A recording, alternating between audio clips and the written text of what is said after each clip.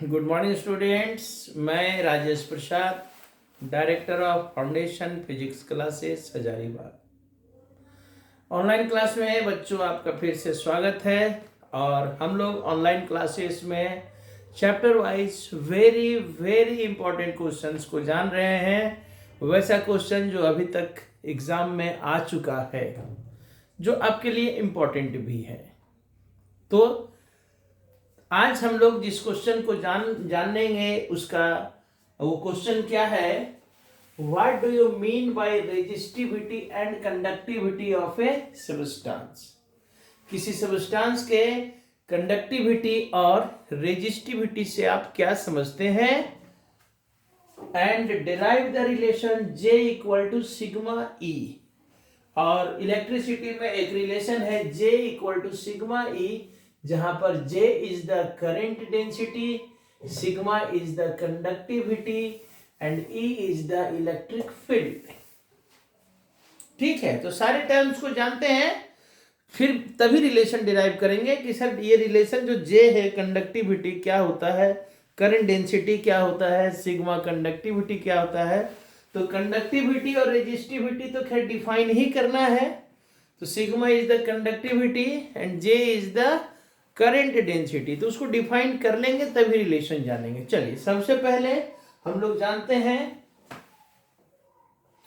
Answer लिखेंगे। Answer में सबसे पहले रेजिस्टिविटी की बात करेंगे, तो ए नंबर डाल देंगे रेजिस्टिविटी। तो किसको कह रहे हैं,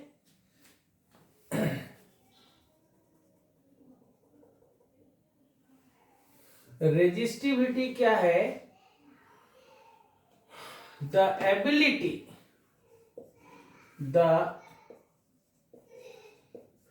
ability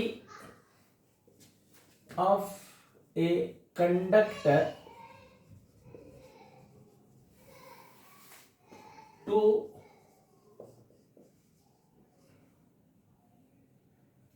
oppose the current is called resistivity.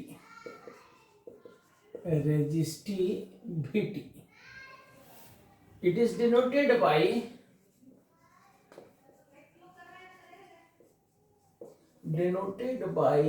rho. So rho equal to, क्या फॉर्मूला क्या होता है, RA/L। ऐसा ये है आपका रेजिस्टिविटी। कोई कंडक्टर अपने अंदर फ्लो करने वाले करंट को कितना अपोज कर सके, अपोज करने का जो प्रॉपर्टी है उसको रेजिस्टेंस कहते हैं, लेकिन कितना अपोज कर सकता है, that is called resistivity. Ability to oppose the current, current oppose करने की एबिलिटी। ओके, अब दूसरा जो डिफिनेशन है, और इसको रो से दिखाएंगे, रो इक्वल टू क्या आ जाएगा, RA/L। दूसरा जो डेफिनेशन है वो है कंडक्टिविटी।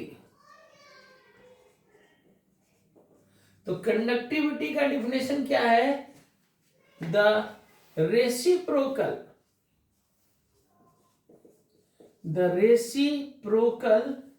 Of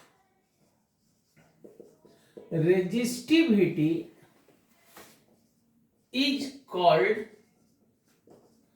conductivity.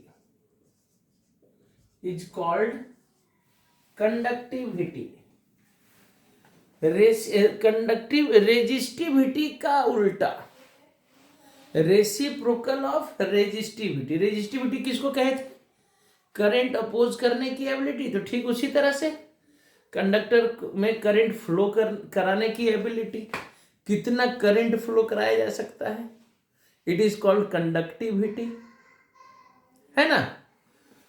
तो कंडक्टिविटी का फॉर्मूला क्या हो जाएगा, इट इज डिनोटेड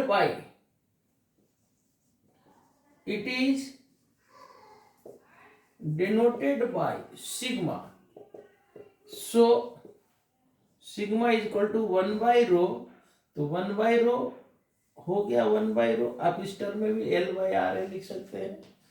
चलिए, ये दो डिफिनेशन था आपके क्वेश्चन में, डिफाइन रेजिस्टिविटी एंड कंडक्टिविटी। तो रेजिस्टिविटी रेजिस्ट करने की एबिलिटी, और उसका उल्टा reciprocal of resistivity is called conductivity. अब जो हमारा है रिलेशन, डेरिवेशन ऑफ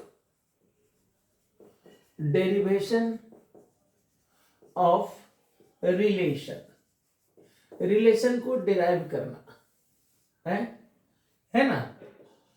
कैसे डिराइव किया जाए? तो इस रिलेशन को डिराइव करने से पहले इसमें जो टर्म्स है उसको जान लेना होगा ना। तो इसमें जो टर्म है वो क्या है? पहला टर्म है J is called current density. Current density क्या है? किसी कंडक्टर से जब करंट फ्लो करता है तो उस कंडक्टर के यूनिट क्रॉस सेक्शन से, इस क्रॉस सेक्शन के यूनिट एरिया से कितना करंट फ्लो कर रहा है। The flow of current per unit area of cross section of a conductor, per unit area है। यानी कि current density J equal to क्या हो जाएगा? Current per unit area I/A। किसी जैसे ये कंडक्टर हुआ तो इसका ये जो मुंह है इसको क्रॉस सेक्शन कहेंगे। तो इस क्रॉस सेक्शन के यूनिट एरिया से, इकाई क्षेत्रफल से, यूनिट एरिया से कितना करंट फ्लो कर रहा है, इसी को इस कंडक्टर से फ्लो करने वाले करंट का करंट डेंसिटी कहा जाएगा। जैसे एक एग्जांपल समझिएगा, मान लीजिए दो वायर है,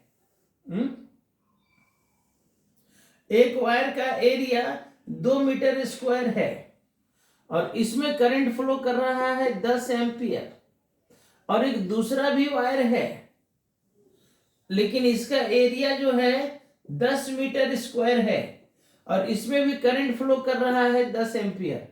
तो करंट तो दोनों में सेम फ्लो कर रहा है ना। करंट इस पतले वायर में भी 10 एम्पियर, इस मोटे वायर में भी 10 एम्पियर। तो पतला वायर का area of cross section 2 metre square है, यानी इसके यूनिट एरिया से कितना करंट फ्लो कर रहा है? यूनिट एरिया से sir 5 ampere per metre square, क्योंकि यहाँ 2 मीटर स्क्वायर में 10 एम्पियर, तो 1 मीटर स्क्वायर में 10/2, यानी कि क्या 5 एम्पियर पर मीटर स्क्वायर। लेकिन यहां पर क्या हो जाएगा? 10 मीटर स्क्वायर में 10 एम्पियर, यानी 1 एम्पियर पर मीटर स्क्वायर, यही ना। तो करंट सेम है दोनों का, लेकिन करंट डेंसिटी अलग अलग है। तो करंट डेंसिटी का क्या मतलब हुआ? Current per unit area of cross section of the conductor. ठीक है, यानी current density is equal to क्या फॉर्मूला हो जाएगा? Current per unit area. तो यहां पर जे का रिलेशन, करंट डेंसिटी का रिलेशन निकालना है कंडक्टिविटी और सिग्मा और ई यानी इलेक्ट्रिक फील्ड। करंट फ्लो कराने के लिए इलेक्ट्रिक फील्ड अप्लाई करना पड़ता है उसके साथ। तो सबसे पहले एक कंडक्टर लेते हैं जिसमें मान लिया जाए कि करंट फ्लो कर रहा है I। तो कंसिडर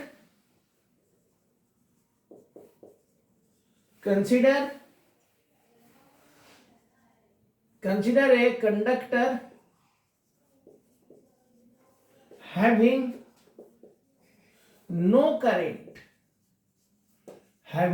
current initially। भाई करंट नहीं, हमको इलेक्ट्रिक फील्ड भी तो यहां दिखाना है ना। तो इलेक्ट्रिक फील्ड का कंसेप्ट कहां से लाएंगे? तो पहले मान लीजिए करंट नहीं है, अब उसमें हम लोग इलेक्ट्रिक फील्ड अप्लाई करेंगे तो करंट फ्लो करेगा। Now apply an electric field E on the conductor. Conductor पर क्या कीजिए? एक इलेक्ट्रिक फील्ड अप्लाई कीजिए। Apply an electric field on the conductor. Due to this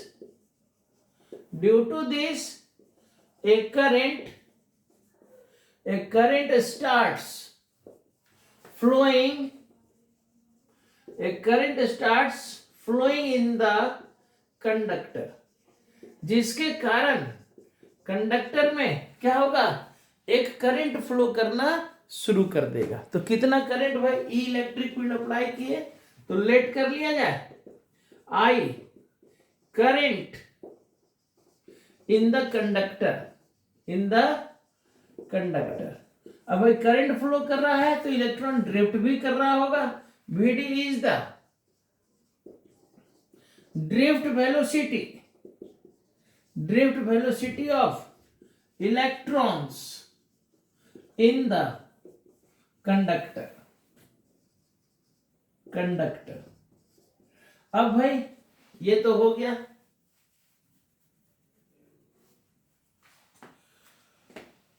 n मान लिया जाए, नंबर ऑफ इलेक्ट्रॉन्स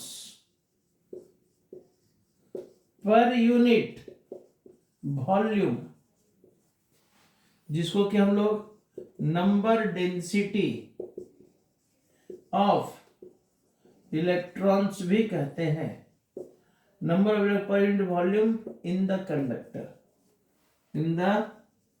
कंडक्टर, ठीक है। फिर ई मान लिया जाए, चार्ज ऑन एन इलेक्ट्रॉन, और एल ले लिया जाए लेंथ ऑफ कंडक्टर, और ए मान लिया जाए area of cross section of the conductor. ये इतना सारा चीज हमको लेट करना होगा भाई। करंट जब हम लोग इलेक्ट्रिक फील्ड अप्लाई करेंगे तो इलेक्ट्रिक फील्ड अप्लाई करेंगे तो करंट फ्लो करेगा तो इलेक्ट्रॉन ड्रिफ्ट करेगा। अब कंडक्टर के अंदर इलेक्ट्रॉन कितना है तो n मान लिया जाए, और एक इलेक्ट्रॉन में चार्ज कितना है तो E मान लेंगे, कंडक्टर का अपना लेंथ, कंडक्टर का अपना एरिया। अब तो जब इलेक्ट्रिक फील्ड अप्लाई किए, इलेक्ट्रॉन ड्रिफ्ट हुआ, तो हमारा जो ड्रिफ्ट वेलोसिटी का रिलेशन है करंट के साथ, उसको लेके चलते हैं। लेकिन आगे अब जगह नहीं है तो इसको थोड़ा मिटाना पड़ेगा ना, ये रेजिस्टिविटी और कंडक्टिविटी याद रखिएगा, समझा चुके हैं, लास्ट में एक बार फिर से रिपीट करेंगे। रेजिस्टिविटी करंट अपोज करने की एबिलिटी, और कंडक्टिविटी क्या है, उस रेजिस्टिविटी का रेसिप्रोकल। चलिए अब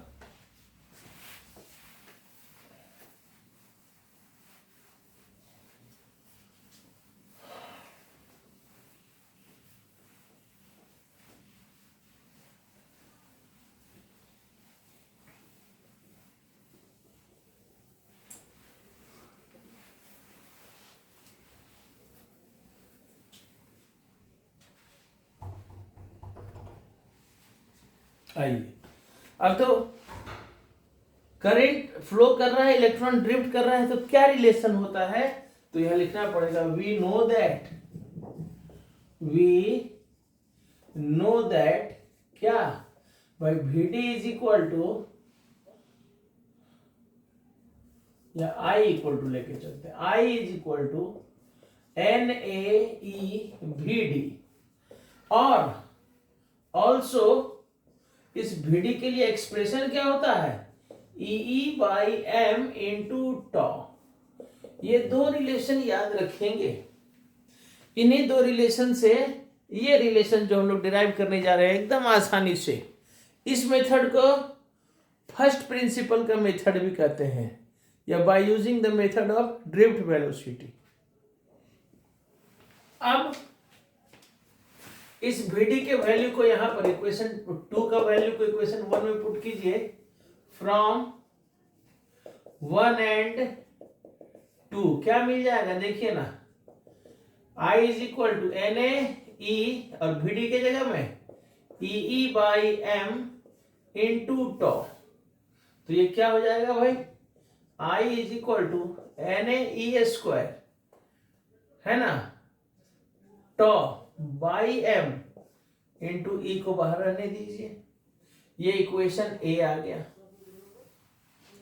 अब यहां से देखिए हमारा रिलेशन मिल गया, इस आई को यहां ले आएंगे तो जे हो जाएगा, जे और ई आ गया, ये ए इधर आएगा तो आई बाई ए, आई बाई ए यानी करंट पर यूनिट एरिया, जिसको कि हम लोग करंट डेंसिटी नाम दिए। तो जे मिल गया और ई मिल गया, बच गया है सिग्मा। तो सिग्मा के लिए भी थोड़ा सा काम बाकी है ना, इसको भी यहीं पर छोड़ते हैं। ऑल्सो वी नो दैट क्या E is equal to V by r, r यानी L। ये रिलेशन हम लोगों को इलेक्ट्रोस्टैटिक्स में मिला था, relation between electric field and potential difference, है ना। तो इस वैल्यू को अब वहां पुट करते हैं, equation 3 from equation 3 and a क्या मिल जाएगा, देखिए तो I is equal to n A square tau by m, और E के जगह में क्या लिखे, V by l potential difference. तो यहां से V इक्वल टू क्या हो जाएगा भाई, V इक्वल टू क्या हो जाएगा, M L by N A square tau, ये सब इधर आ जाएगा, ये डिवाइड चला जाएगा, V यहाँ अकेले रह जाएगा, ये एम एल आई की तरफ आ जाएगा ऊपर में, और ये सारा नीचे में इंटू आई। तो अब यहां पर देखिए तो यहां पर ये जो टर्म आया, अंदर वाला सारा टर्म हमारा कांस्टेंट है, m भी कांस्टेंट है, मास of electron, length of conductor and number of electron, यानी ये सारा टर्म कांस्टेंट है। तो लिख सकते हैं here the term ml by na e square tau is equal to constant. Therefore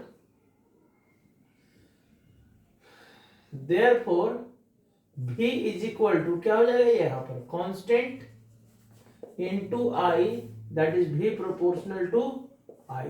देखिए तो ये इक्वेशन बी आ गया, और ये क्या हो गया, दिस इज ओम्स लॉ। अच्छा, जब ये हमारा ओम्स लॉ हो गया तो ओम्स लॉ में जो कांस्टेंट यूज होता है उसको क्या कहते हैं, रेजिस्टेंस कहते हैं। यानी कि यहां पर ये जो कांस्टेंट टर्म है दैट इज, लिख सकते हैं कि ml बाई na स्क्वायर टॉ, जो कांस्टेंट है, इस कांस्टेंट को हम लोग R बोल सकते हैं, रेजिस्टेंस। तो अब देखिए तो यहां से भाई ऐसा कीजिए, ऑल्सो A को R के साथ ले गए और L को भी R के साथ ले गए, also M by N a को तो चला गया वहां पर ना, M रह गया, और NE square tau is equal to RA by L लिख सकते हैं क्या, and RA by L is equal to क्या हो गया ये, दैट इज, और नहीं दैट इज इसको हम लोग रो लिखे क्या, रो इक्वल टू क्या हो गया, M by N E square tau. ये देखिए तो रो के लिए एक इक्वेशन आ गया, इक्वेशन नंबर 4। यानी कि अब आ जाइए यहां पर, इसको यहीं पर रहने दीजिए। अब हम आ जाते हैं इक्वेशन नंबर यहां पर, फ्रॉम इक्वेशन ए हमको रो का वैल्यू मिल गया। हालांकि रो से हमको सिग्मा चाहिए, तो हमको पता है कि 1 by row is called sigma, है ना। तो चलिए अब नाउ फ्रॉम इक्वेशन ए क्या मिल रहा है यहां पर, देखिए तो इस ए को इधर ले आइए, from equation A I by A is equal to, यहां क्या बच गया भाई, N E square tau by M into E, मिला क्या। तो यहां से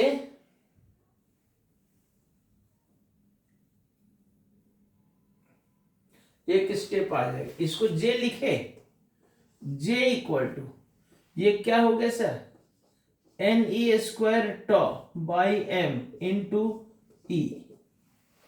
अब इसका ना साइड चेंज कर दीजिए, इधर ले आइए। तो इधर लाने के लिए 2 स्टेप का काम है। एक कंसीडर वाला पार्ट मिटाते हैं, वहां से समझ में आ जाएगा, ज्यादा नहीं, थोड़ा सा मिटाएंगे, उसके बाद उसको एक्सप्लेन करेंगे। ठीक है, बस इतना ही, इधर से लेट से आपका हो जाएगा। 2 स्टेप का काम रह गया। अब इन सबका साइड चेंज कर दीजिए, तो ये सारा उधर चला जाएगा और j into M by N E square tau is equal to E आ गया ना भाई। अब m by N E square tau को हम लोग यहां पर देखिए तो m by N E square tau को रो बोल सकते हैं क्या, और j into rho equal to E हो गया। लेकिन हमको j को separate, j equal to sigma E, तो j equal to E by rho और 1 by rho that is equal to sigma e. Sigma कहां से आ गया भाई, 1 बाई रो को हम लोग सिग्मा कह रहे हैं, आ गया। दिस इज रिक्वायर्ड रिलेशन, ये हो गया। कितना सिंपल सर, कोई कंसेप्ट ही नहीं था, सिर्फ साइड इधर से उधर चेंज करना है, रिलेशन आ जाएगा। और यहाँ एक मजेदार बात है, बीच में ओम्स लॉ भी आया। ये क्वेश्चन एक और तरह से पूछता है, derive Ohm's law by the first principle. तो सेम क्वेश्चन यहां तक लाके छोड़ देना, दिस इज ओम्स लॉ करेंगे। वो क्वेश्चन भी इंपॉर्टेंट है और कई बार पूछा है, derive Ohm's law by using first principle, long question में करते हैं ना, उसको भी कर लेते हैं, टेंशन नहीं लेना, एक एक करके। ये दूसरा वीडियो है भाई करंट इलेक्ट्रिसिटी का, और हमको लगता है 1 से 2 वीडियो और जाएगा बस। सारा बहुत कम क्वेश्चंस पूछते हैं ना, व्हीटस्टोन ब्रिज हो गया, ये हो गया, ड्रिफ्ट वेलोसिटी पिछले 2 साल से लगातार पूछ ही रहा है, हालांकि उसको करा देंगे, ओम्स लॉ में ड्रिफ्ट वेलोसिटी आ जाएगा। इसके बाद 1-2 शॉर्ट क्वेश्चंस हैं, एक वीडियो में 3-4 शॉर्ट क्वेश्चन हो जाएगा, 4 वीडियो से ज्यादा नहीं जाएगा। ठीक है, चलिए अब इस क्वेश्चन को समझ लिया जाए। क्या था इस क्वेश्चन में, इस क्वेश्चन में कह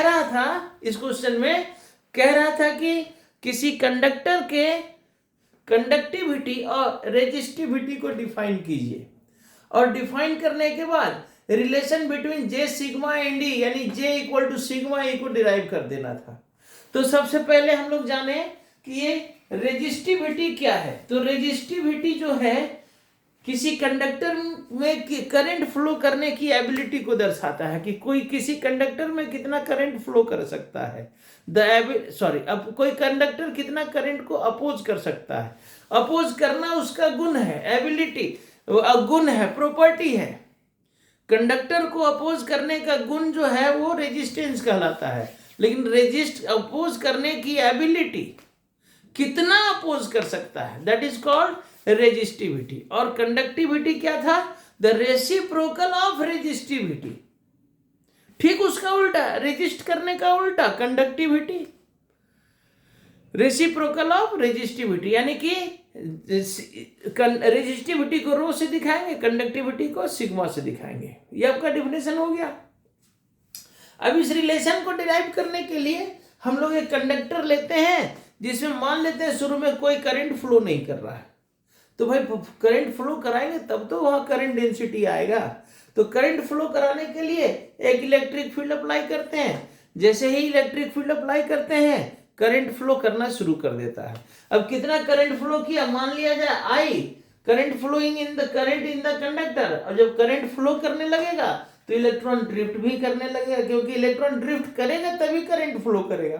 तो अगर करंट आई माने हैं तो ड्रिफ्ट वेलोसिटी भी मानना होगा, और उसमें उस कंडक्टर में कितना इलेक्ट्रॉन है उसको मान लेते हैं, number of electron per unit volume में, जिसको नंबर डेंसिटी ऑफ इलेक्ट्रॉन भी कहते हैं। ठीक है, और E charge on electron, L length of conductor, और A is the area of cross section.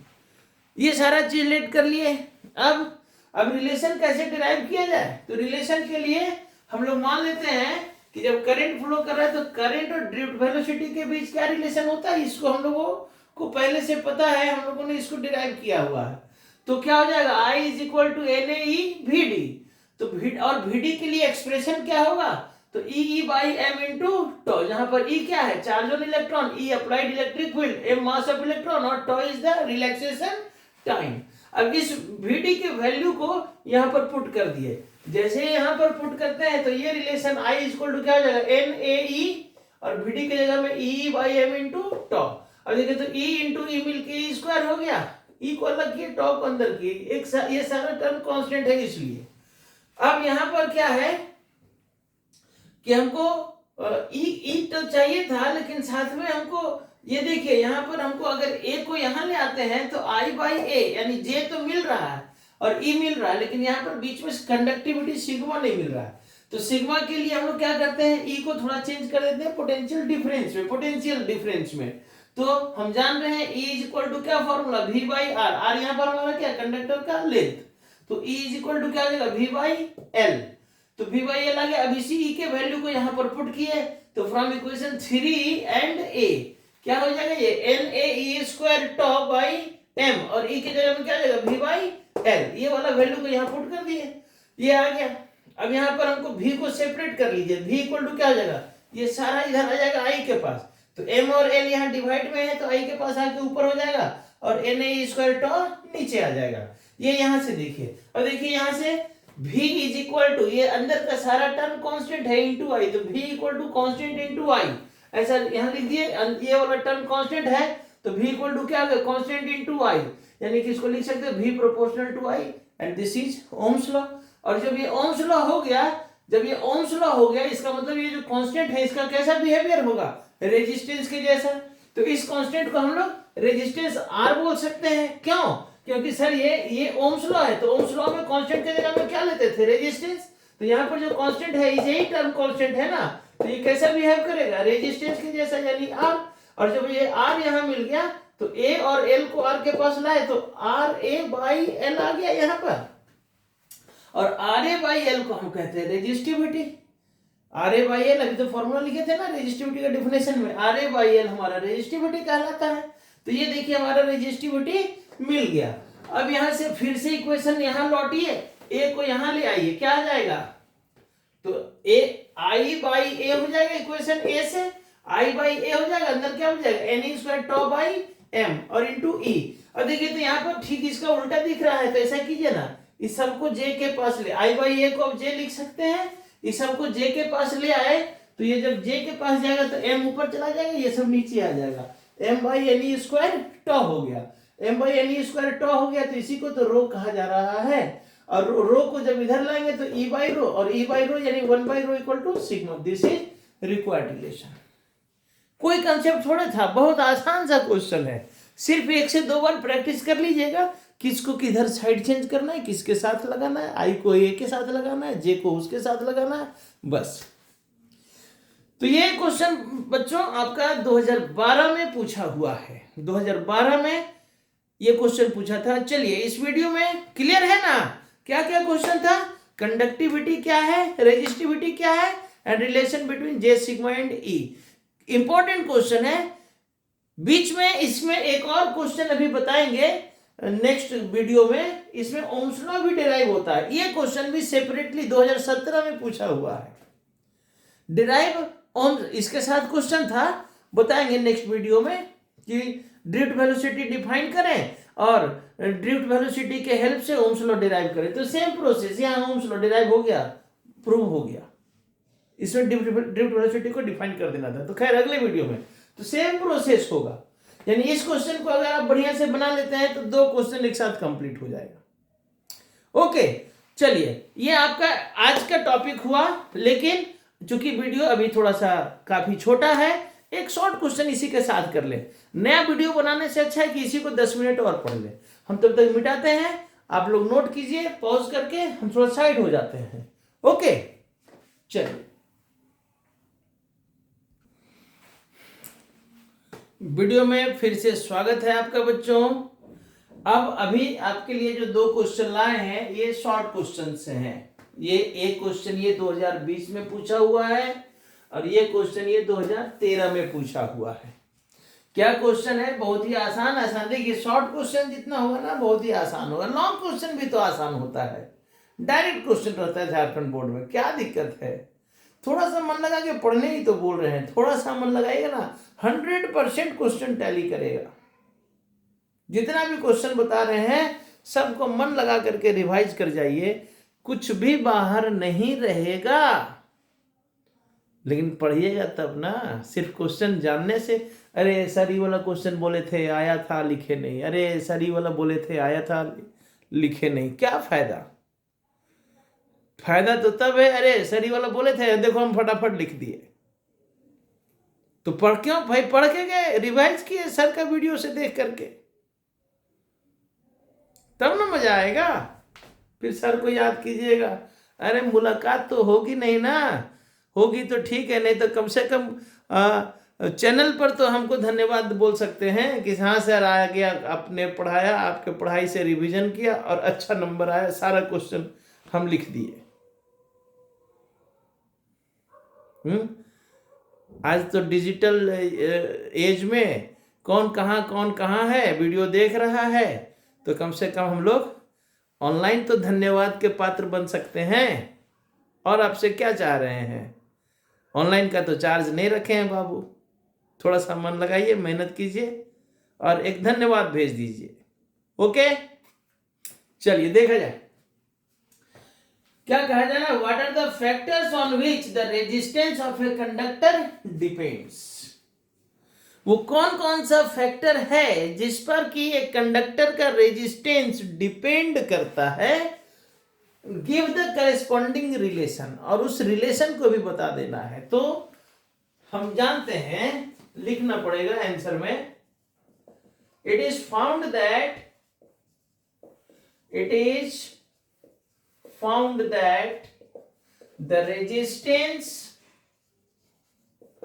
the resistance of a conductor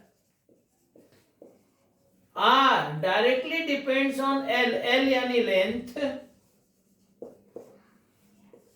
and also R inversely depends on area। बस अब ये दोनों इक्वेशन को कंबाइन कराएंगे, आ जाएगा relation. Combining 1 and 2 R proportional to L by A और R is equal to rho L by A। This is the required relation where rho is a constant called resistivity। बस देखिए 2 number का तो question था कि resistance किस किस factor पर डिपेंड करता है। तो सर रेजिस्टेंस जो है लेंथ पर डायरेक्टली डिपेंड करता है और एरिया पर इनवर्सली डिपेंड करता है। अब इनके लिए रिलेशन क्या है, तो कंबाइन कराएंगे, this is the required relation. हो गया आंसर, 1 मिनट भी नहीं लगा। ठीक है, नेक्स्ट क्वेश्चन क्या है बच्चों। What do you understand by drift velocity and mobility? तो पहले ड्रिफ्ट वेलोसिटी डिफाइन करें, देन मोबिलिटी डिफाइन करेंगे। चलिए आंसर लिखा जाए, आंसर, और फिर उसका मोबिलिटी का यूनिट भी लिखना है। तो सबसे पहले क्या कह रहा है, ड्रिफ्ट वेलोसिटी। तो ड्रिफ्ट वेलोसिटी है क्या, तो इलेक्ट्रिक फील्ड अप्लाई करने के बाद किसी भी कंडक्टर में करंट अगर फ्लो कराना है तो इलेक्ट्रॉन तो अपने नहीं फ्लो करेगा ना, उस पर इलेक्ट्रिक फील्ड अप्लाई करना पड़ेगा। इलेक्ट्रिक फील्ड अप्लाई करने के बाद इलेक्ट्रॉन जिस तेजी से चलना शुरू करता है, जिस वेलोसिटी से ड्रिफ्ट करता है, ड्रिफ्ट करना मतलब फ्लो करना, जिस वेलोसिटी से वो फ्लो करता है, that average velocity of electron is called drift velocity. कैसे लिख दिया जाए, it is defined as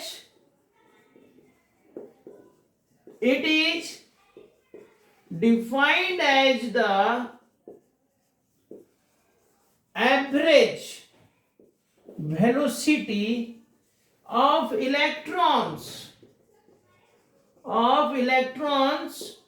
with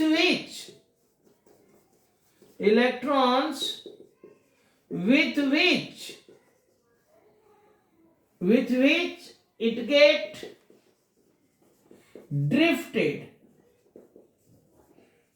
drifted या flow, with which it get drifted या flow in a direction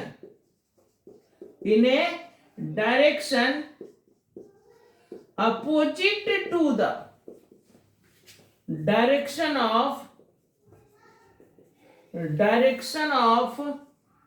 applied electric field. This is the drift velocity. बस चलिए इसको समझ लें। क्या कह रहा है कि it is defined, drift velocity is defined as the average velocity of electrons. Electron का वह average velocity with which it get drifted या फ्लो, जिस वेलोसिटी से ये फ्लो करता है किधर, in a direction opposite to the direction of applied electric field. Electric field के अप्लाई करने के बाद इलेक्ट्रिक फील्ड के अपोजिट। क्यों सर अपोजिट? इलेक्ट्रिक फील्ड का डायरेक्शन होता है प्लस से माइनस, लेकिन इलेक्ट्रॉन किधर जाएगा, प्लस की ओर जाएगा। यानी इलेक्ट्रॉन जो है प्लस की ओर जाएगा, फील्ड का डायरेक्शन होगा प्लस से माइनस।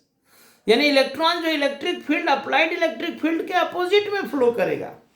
तो वही कह रहा है कि इलेक्ट्रिक फील्ड अप्लाई करने के बाद इलेक्ट्रॉन जो है इलेक्ट्रिक फील्ड के अपोजिट में जिस वेलोसिटी से चलना शुरू करता है, that velocity is called drift velocity.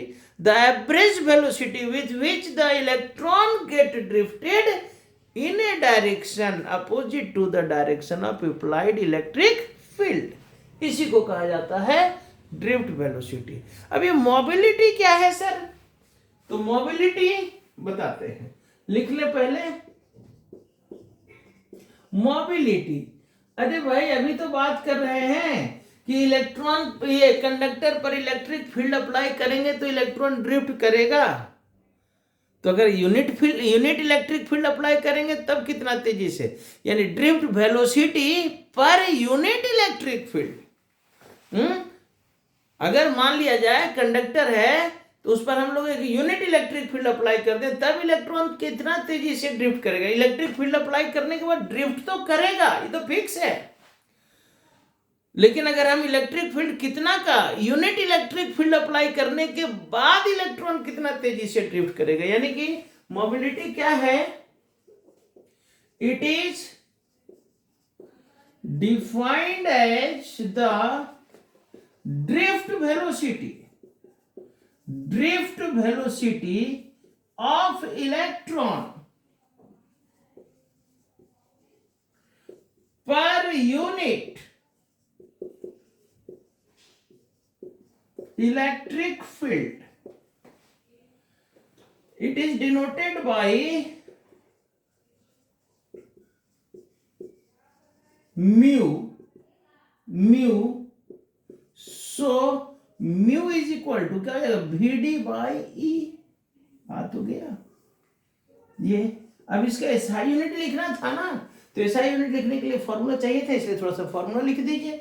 अब देखिए तो एसआई यूनिट क्या हो जाएगा sir, SI unit of mu, so as mu is equal to VD by E, तो VD के लिए हो गया मीटर पर सेकेंड और इलेक्ट्रिक फील्ड के लिए वोल्ट पर मीटर। तो ये मीटर ऊपर चला गया तो मीटर स्क्वायर पर वोल्ट पर सेकेंड आ गया। This is the SI unit. चलिए अब थोड़ा समझ लिया जाए क्या कह रहा है ना। तो ड्रिफ्ट वेलोसिटी तो जान लिए, मोबिलिटी क्या कह रहा है कि इलेक्ट्रिक फील्ड अप्लाई करने के बाद इलेक्ट्रॉन तो ड्रिफ्ट करेगा, यूनिट इलेक्ट्रिक फील्ड अप्लाई करने के बाद इलेक्ट्रॉन कितना तेजी से चलेगा, drift velocity per unit electric field, it is called mobility. यानी कि formula it is denoted by mu, तो म्यू इज इक्वल टू क्या हो, drift velocity per unit electric field VD by E. Okay, अब इसका एसआई यूनिट तो sir VD by VD के लिए मीटर पर सेकेंड, और इलेक्ट्रिक फील्ड का यूनिट होता है वोल्ट पर मीटर। ये मीटर पर मीटर है, ऊपर जाएगा मीटर स्क्वायर, और पर वोल्ट पर second, this is the unit. Okay बच्चों, तो ये आज का वीडियो हमारा कंप्लीट हुआ। आज के वीडियो में हमने एक लॉन्ग क्वेश्चन, 2 शॉर्ट क्वेश्चन जाना। चूंकि पिछला वीडियो व्हीटस्टोन ब्रिज का था, वो खुद ही काफी लंबा टॉपिक है, किरचॉफ्स लॉ भी होता है उसमें, और आपका व्हीटस्टोन ब्रिज भी होता है, इसलिए वो काफी लंबा टॉपिक है। तो एक वीडियो में एक ही क्वेश्चन हो पाया। देखिए आज एक छोटा क्वेश्चन था, तो आज हम लोगों ने 3 क्वेश्चन किया। तो वीडियो में लगातार बने रहें, देखते रहें, आपके बेनिफिट के लिए ही वीडियो बनाया जा रहा है। मन लगा के वीडियो देखिए, मन लगा के तैयारी कीजिए। ये लेसन हमारा 2 वीडियो में कंप्लीट हो जाएगा, उसके बाद हम लोग चौथे लेसन में आ जाएंगे। चौथा और पांचवा 2 लेसन का वीडियो, थोड़ा 4-5 वीडियो जाएगा, बाकी सब लेसन सब चैप्टर तो 2 वीडियो में कंप्लीट हो जाएगा। पेशेंस रखिए, इसी मंथ में आपका हम सारा रिवीजन करवा देंगे, दिसंबर में ही। जनवरी में फिर एक बार आप सारे वीडियो को रिपीट कर जाइएगा, कितना अच्छा तैयारी हो जाएगा। लेकिन आप देखिएगा तब ना, शुरुआत में देखें कि काफी अच्छा व्यूज गया, काफी अच्छा लाइक्स गया, कमेंट भी गया। आजकल तो लोग देखते हैं और एक बटन को, लाइक वाला बटन को दबाना भी भूल जाते हैं। 2 लाइन सर को थैंक्स बोल दे, कुछ सर को मोटिवेट कर दें, सर को इनकरेज कर दें, वो भी आप लोग से नहीं होता है। तो फिर इसका मतलब है कि आप शेयर भी नहीं करते होंगे। अरे छोड़ो ना, शेयर करने से ज्यादा लोग देखेगा सर को, सर का व्यूज बढ़ेगा। इतना जलन है आज के स्टूडेंट, आज के जनरेशन में, नहीं है? खैर, फिर भी मैं कोशिश करूंगा, आपसे फिर गुजारिश करूंगा कि must watch the video regularly and share the video, like the video, comment on the video. Okay, thanks, bye.